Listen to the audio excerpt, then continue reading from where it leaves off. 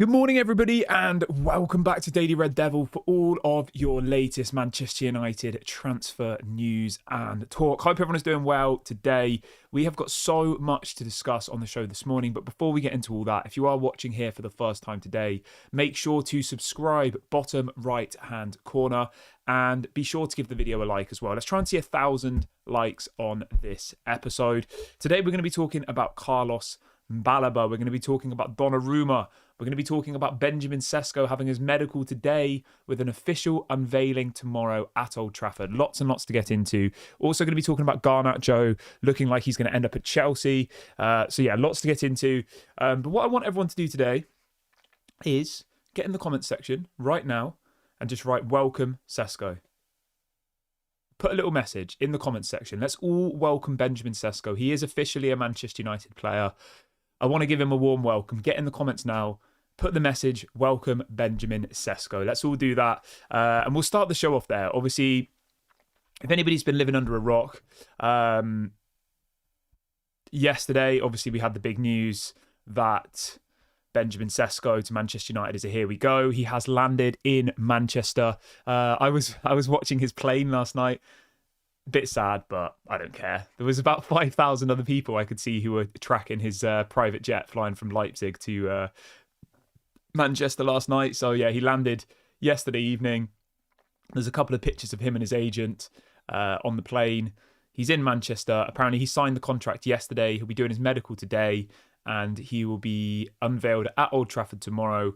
Obviously we have a friendly against Fiorentina. So yeah, he's going to be unveiled at Old Trafford tomorrow, which is really, really exciting.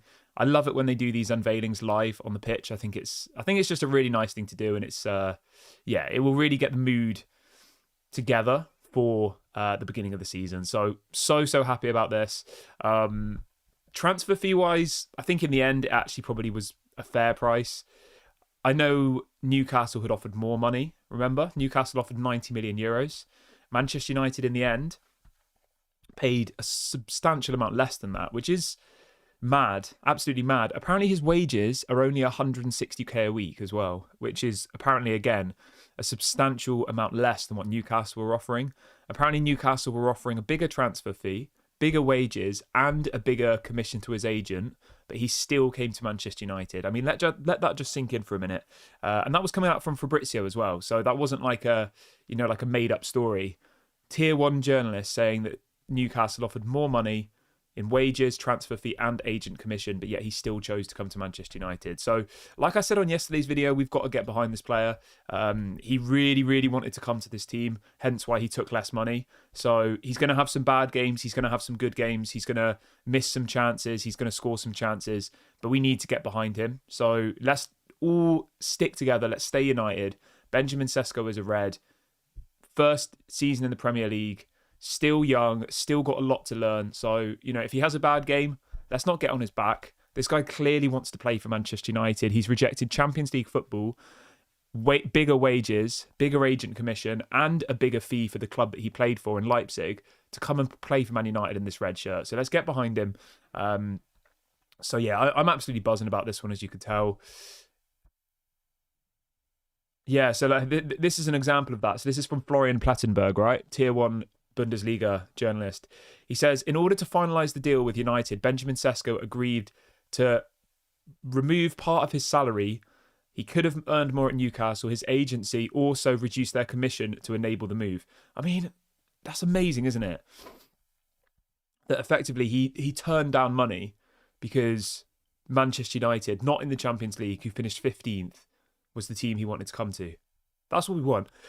And those are the types of players that Ruben Amorim is trying to build a team around, opposed to people like Garnacho, people like Sancho, people like Rashford, who realistically all they do is care about themselves. Let's be honest. That's how it feels anyway. We need players who actually want to play for this team. Jeez, I'm watching some of Sesko's. I'm watching some of Sesko's goals on Twitter at the moment. In the background. It's crazy. So yeah, I'm absolutely chuffed about this deal. Total package was 76.5 million euros up front, which is, let me do a little conversion. Is it about 60 something? 66 million pounds we paid. And then there's also add-ons, further 8 million in add-ons, which is about 7 million. So at the very, very most, we'll pay 73 million. Obviously, Sky Sports are going to report it as 73 million. They'll report it as... They'll report it in euros, of course. They will say it is... Just trying to work it out. They'll say it's 85 million euros. So just be wary of that, right? The mainstream media will immediately say 85 million euros, which is converting it into a currency that we don't even use in England. We use pounds, and including add-ons which haven't even yet been met, right? So just be wary of that. The fee is 66 million English pounds. I'm in England. Manchester United is a club in England. We deal in pounds. We have paid £66 million for Benjamin Sesko, with potentially 7 further million in add-ons, which haven't yet been met. So it's 66 million is the fee. Could go up to 73 if add-ons are met. It's not 85. There's a big difference between 66 and 85. Just because you convert it to another currency doesn't mean that that's how it should be reported. But obviously Sky Sports in the media, it's more of a story, isn't it? If people walk around saying, "Oh my God, United paid 85 million for him, he's going to flop," Just be wary. Let's get behind our man. He wants Manchester United. The Newcastle fans are probably all crying. Let's get behind him. He might not hit the ground running. And maybe he does. Maybe he scores 30 goals this season and he's the biggest success in our history. Maybe. But if he doesn't, we know this guy is talented. We know that this guy has huge, huge potential. So please, as a fan base, I can't reiterate this more. As a fan base, get behind this player. Okay, I'm sure you all are at the moment. But if he has a bad first game, if he misses a couple of big chances, let's get behind him. Give him the chance that he deserves, and give him the time that he has warranted by this show of faith that he's given us. Okay, just remember this moment. Friday the 8th of August. This guy has rejected more money, Champions League football, more money for his agent, and more money for his club that he currently plays for, Leipzig, in order to come and play for Manchester United after their worst season in Premier League history. Get behind him, okay? Please. I know I've said this like 3 times, but I just think it's really, really important. This guy is not a mercenary. He's not an Angel Di Maria who's come for the money. He's not an Alexis Sanchez who's come for the money. He's not demanding ridiculous wages. He's on 150, 160k a week. I mean, that's like less than Maguire. That's about the same as what Lindelof was on, the same as what Christian Eriksen was on. It's not that much money. Remember that Anthony Martial was on about 300k a week. Just let that sink in. He's earning half of what Martial was earning. So let's just get behind this player. I know some of you probably are already behind him, but I just really, really want our fan base to fully back this guy. Okay, he may not be amazing at first. It might take time. So let's just stick with him, please. But I'm absolutely chuffed about this. Honestly, I think he's going to be a massive success at Manchester United. I really do. I think he has huge potential. I think he's everything that we don't have already. He's physical. He's great in the air. He's good with both feet. He can dribble. I think is he about 6'6"? Let me just check. I remember I looked before and I couldn't believe it. Yeah, he's 6'6". And do you know what's really, really interesting as well? There's this stat on Transfer Market at the moment. So top goal scorers, this was from last season. Top goal scorers under the age of 20 across all of Europe's top leagues. He came in at second. Number 1 was Bellingham for Real Madrid. Number 2 was Benjamin Sesko. Garnacho was interestingly enough number 5. But he is definitely, out of all of the top leagues, one of those really, really exciting young players to watch. So I'm absolutely chuffed about this. Obviously, the deal will be made official by the club today. And obviously, we'll have this big unveiling at Old Trafford tomorrow. So really, really happy about this. The few takeaway points: we've paid less than what Newcastle offered. We've paid less wages than what Newcastle offered. We're paying less of an agent commission than what Newcastle offered. And we're also paying... I think that's it. So yeah, really, really happy about this one, guys. Remember to keep getting in the comments and saying, welcome Benjamin Sesko. And if you want to as well, how many goals do you think Benjamin Sesko will get this season? Let's do a little poll, actually. This could be interesting. So we'll do this. How many goals? Whilst I'm setting this up, guys, can everyone please do me a favour? Make sure to subscribe to the channel, right? We're so close to 44,000. So please go and subscribe if you're not already. How many goals will Sesko score this season? Let's do this. Let's do 0 to 5, 5 to 10, 5 to 15. All right, we're going to do this. There you go. How many goals do we think Sesko will score this season? I'm going to go high. I'm going to go 15 to 20. There's some people saying more than 20, but I'm going to go 15 to 20. In all competitions, I reckon he'll get 15 to 20 goals. Slash, it was from the season before. It wasn't from this season, last season. Season before last. He's just turned 22. He was 21 last season, the season before that. The first year that Bellingham was in Real Madrid, it was from that season. People want to talk about Baleba. We'll talk about Baleba in a minute. We're just enjoying this moment of Benjamin Sesko. So give me 2 seconds. Let me just round up all of the news on Benjamin Sesko. I think we have covered everything, to be fair. Yeah, it's crazy. I mean, here on Sky Sports, it's the first time in recent history that a club offering less money, less wages, less agent fee, and less transfer fee have ended up getting a signing over the line. I mean, when was the last time you remember this happening? Let me know in the comments. I can't. I honestly cannot remember a time where a team has offered less money to the club, less wages, less commission, and they've still managed to sign the player in a head-to-head race with another team. I honestly can't remember this ever happening. And you know what? I can't wait to see Benjamin Sesko's first interview with Manchester United. You know, like his first video recorded interview. Because I think there's going to be way more layers to this story. Is it going to be that he's actually a Man United fan? Like, I wouldn't be surprised. I know that someone told me that apparently Zlatan Ibrahimovic is his idol. Obviously, Zlatan played at United.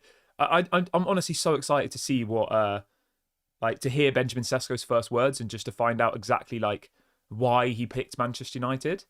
Because he clearly didn't pick us for the money, did he? If he could have got more money somewhere else. So anyway, let's move on from there. I can see everyone's going mad about Carlos Baleba.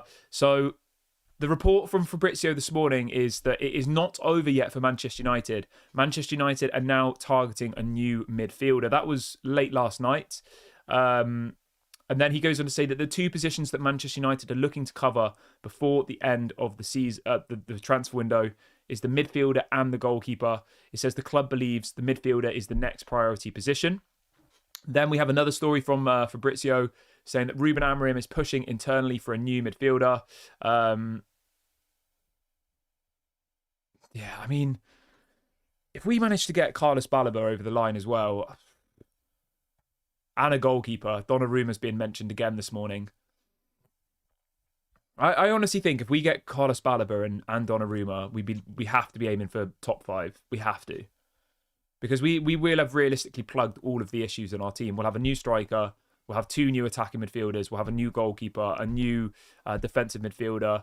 Obviously, Lenny Yoro, De Ligt, Martinez. Like, we'll have a solid foundation at the back as well. So I honestly think that if Donnarumma and Baleba come in, we should be aiming for top 4. Sorry, top 5. That's Champions League, right? 100%.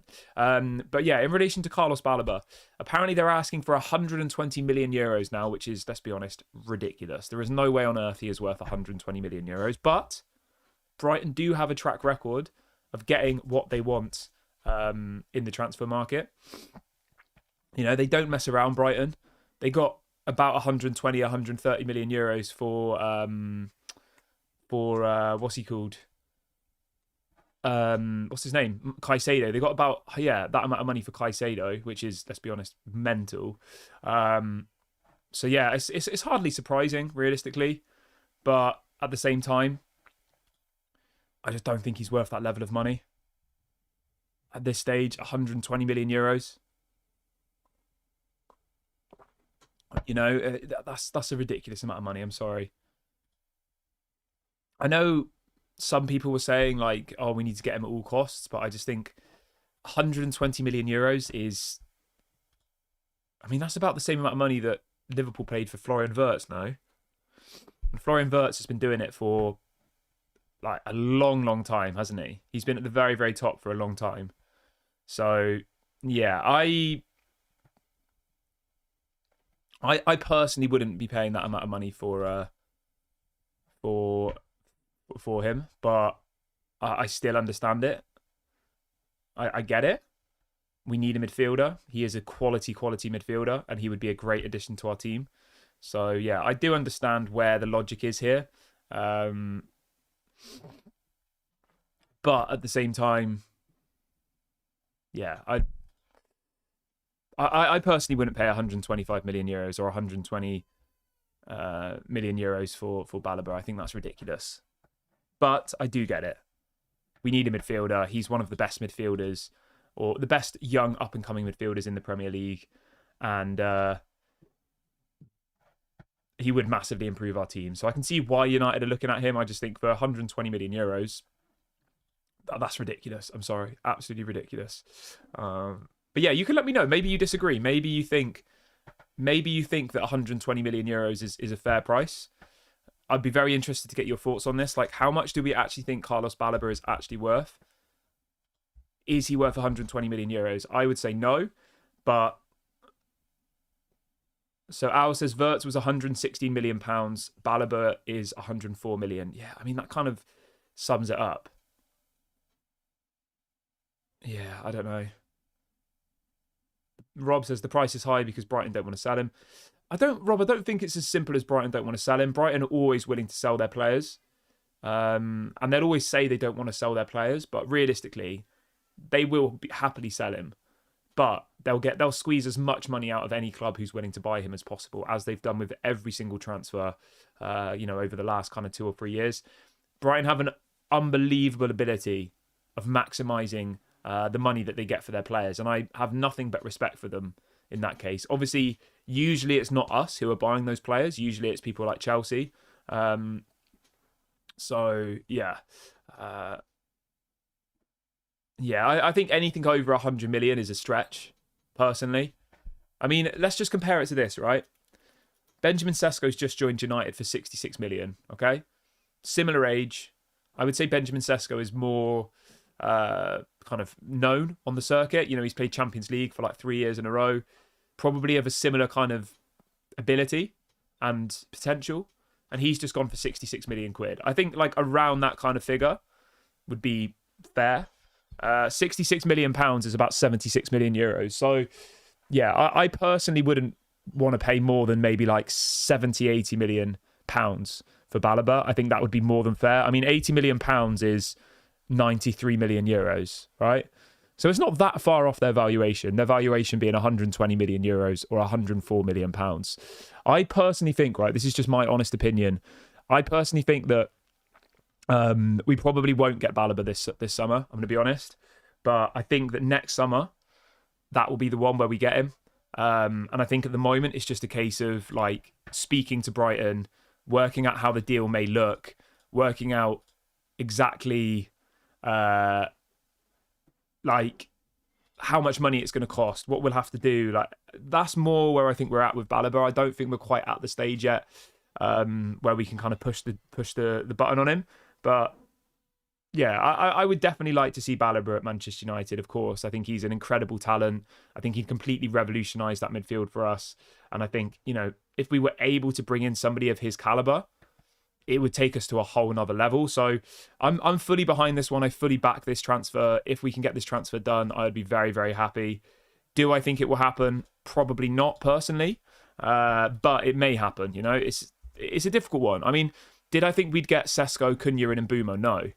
When we started the transfer window about a month ago, it was looking so bleak. And now suddenly, like, the fan base are all excited. Everything's looking positive. So yeah, it's just really, really difficult to predict like what is actually going to happen with Manchester United at the moment. So yeah, I don't know. We'll see. We'll see what happens with this one. But I would definitely take Baleba 100%. 80 million, I think, would be like a good figure. Anything more than that, I think, is maybe a little bit of a question mark. Anything less than that, I think we're getting a deal. But to summarise, apparently he wants to join Manchester United. Personal terms aren't an issue. Apparently Andre Onana has been speaking to him. Obviously Andre Onana is a Cameroonian international. Cameroon international. Obviously Mbeumo's Cameroon international as well. So yeah, we'll see what happens. But I personally think that it would be a little bit of a stretch to bring him in this year. But like I said, I didn't think we'd get in Sesko and Boomer and Cunha, and we did. So fingers crossed. Fingers crossed we can get it done. Fingers crossed, you know, Manchester United do an absolute madness and we bring in this player, but I'm not going to get too excited about it just yet. All right, let's move over to Donnarumma then, shall we, guys? Donnarumma is the next story. So we're going to do a new poll. The results of the first poll, 44% of you think Sesko will get 15 to 20 goals. 45% of you think he'll get 5 to 15. 9% of you think he'll get 5 to 10. And 2% of you think he'll get 0 to 5. I assume those 2% are probably Newcastle fans who are watching this while crying into their Cheerios this morning. So if you are one of those Newcastle fans, don't really know what to say to you. Sorry. Enjoy your Cheerios. Don't cry too much. We're going to do this. Would you sign Donnarumma? So we're going to talk about Donnarumma. Donnarumma for 30 million. Right, moving over to Donnarumma. So apparently the fee has been set for Donnarumma. Apparently £30 million is the asking price. Would you sign Donnarumma for £30 million? Let me know your thoughts in the comment section. Obviously, if you're watching the video live, you can get involved in that poll. Do you think that's a good deal? I want to get your thoughts here. I personally do. I think he'd be an incredible signing for 30 million. I know there's some people who are saying that like he's no better than Onana. I don't agree with that. To be honest. I think Donnarumma is levels above Onana. You know, there's people putting up clips of Donnarumma saying like, oh, look at the mistake he made here. He's no better than Onana. I completely disagree. I think it's very easy to make a player look bad just from putting up a couple of clips. Donnarumma is one of, if not the best goalkeepers in world football. It's very, very simple. Alongside, you know, the likes of Edison, alongside the likes of Alisson, Donnarumma is up there, top 10, without a shadow of a doubt. So where would you put Onana? Somewhere in the top 50, maybe? Maybe not even. So yeah, for me, Donnarumma is an absolute no-brainer. £30 million transfer fee. Obviously, he'd be on big wages. He's on about 200,000 a week at PSG at the moment. He's obviously going to want a pay rise, hence why he's not been able to agree a new contract. So it's not going to be cheap. He's on £200,000 a week at PSG. So if I said to you, we could get Donnarumma for £30 million, okay? £30 million, which is the asking price. We might be able to get him for less than that. £30 million transfer fee plus 250k a week. Would you do it? Let me know. 26 years of age. In my opinion, one of the best goalkeepers in world football. Levels above Andre Onana. Would you do that deal, chat? Let me know right now. 30 million plus 250 a week in wages. Let's say a 5-year contract. So we would have him until he's 31. I think it's a no-brainer. I don't think there's even a question here. I think it's a pointless question. But there will be some people watching this video this morning who are like, no, I don't want him. I want some random goalkeeper that none of us have ever heard of. That's fine. That's the point of these channels, is to have conversation, is to have your opinions heard. So if you disagree with what I'm saying and you don't think that Donnarumma for 30 million is a good price, and you think that, you know, we should be looking at that Lemons guy, the Lamens, whatever he's called, the Belgian guy, let me know. Interested to see your thoughts. But for me, 100%. I think he'd be an absolutely breathtaking signing. And I'd love to see him at Manchester United. So yeah, very, very exciting times ahead, guys. It looks like obviously Garnacho's on the way out as well, off to Chelsea. Amazing. Get rid of him. I don't want to ever have to speak about Garnacho and Manchester United again. Obviously Rashford's gone. Good. Anthony will be gone soon. Good. Sancho, God knows what's happening with Sancho. Who knows? Your guess is as good as mine. But things are happening, and we do still have wriggle room in order to bring in more players before the end of the window. Hence why we're linked to Carlos Baleba. Hence why we're linked to Donnarumma. Those two deals are not actually that unrealistic. And I know it feels like they are, but they're not. We spoke about this yesterday. So far this window, the only confirmed signing in relation to PSR is in Bumo. The reason being, Manchester United cleverly included Matheus Cunha in last year's PSR accounts. Okay? Transfer budgets have to comply with PSR. And the PSR period ended at the end of June. And we managed to include Matheus Cunha's first payment for his transfer fee in that accounting period. So really, we've only actually signed Mbumo. Obviously, Sesko's not 100% official yet, but Sesko will be in this accounting period as well. So Cunha, and Sesko are technically our only two signings. Sorry, Mbeumo and Sesko are our only two signings technically in this PSR period. So the point I'm making is we have the room to buy more players. We have until June the 31st, 2026 in order to balance our books. Okay? And obviously remember, this time next year, Rashford's probably going to go. That's that buy option with Barcelona. Casemiro will be gone by this time next year. So you can see where these kind of bits of money are going to come from.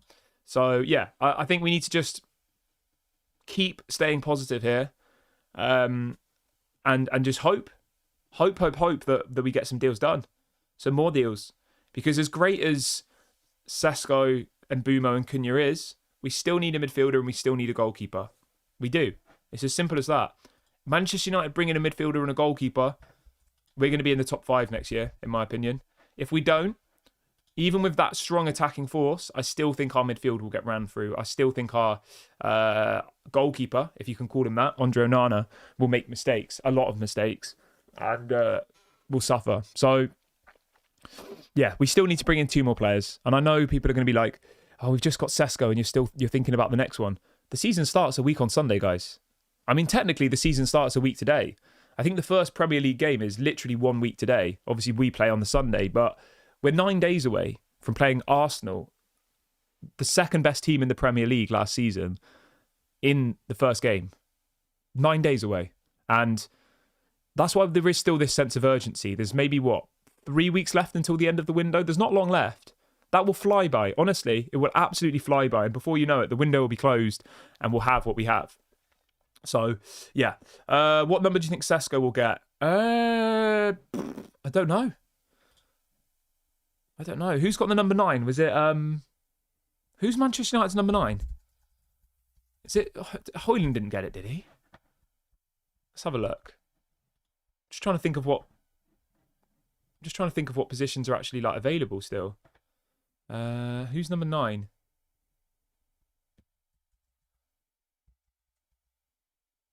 Number 9's Højlund. Number 11 is Xerxes. Number 10. What number was he at Leipzig? Let's have a look.